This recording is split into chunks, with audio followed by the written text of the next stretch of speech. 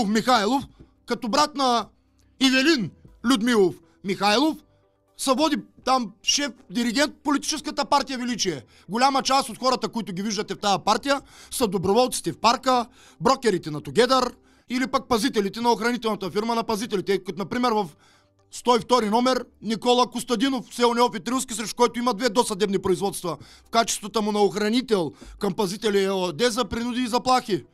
Виждате и снимката на Геннадий Атанасов, председател на политическа партия Свобода, който стои зад кандидатурата на кмета на Вълчи дол. И двамата доказани престъпници. По лица са събарени от местното БОП във Варна и от ГДБОП 2014 година за обвинение за трафик на наркотици за над 1,4 милиона евро.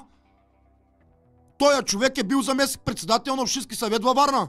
Геннадий Атанасов. И в момента е общински съветник. Той е престъпник. Ама престъпник сте, бе, господин Атанасов. Молете се, като дойда на сесията, да не се срещнем, що че питам кога ще си подарите оставката. Наркотрафикант ще ми стои общински съветник у Варна. И Велинчо се е прегърнал и с тях.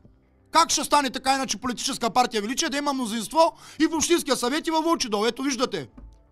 Калоян Красимиров Цветков е кмета на Вълчи дол, местна коалиция Свобода, местна коалиция ДРБР и политическа партия Величие. Ето го и с Костадин Костадинов. Водевилни фигури. Мисля, че този даже с Костадин Костадинов, който е отдясно, трябва да е мъртъв, ако не се лъжа. Там другия случай пък няма да ви обяснявам. Политическа партия Свобода. Дайте го този престъпник пак да го видят. Геннадий Атанасов. Къде си, бе, Михайлов? Лихваире? Какво правят тия организатори на престъпна група, трафиканти на кокаин и на други наркотици в голямата партия Величие, де че възстановява хранителния суверенитет? Кой суверенитет хранителния ще възстановявате? Синтетичния? Ще покривате нуждите на криминалния контингент в Добри Чоколя и във Варна. Па и в Шумен сте тръгнали. Па и Бургас сте взимали. Та и Стара Загора.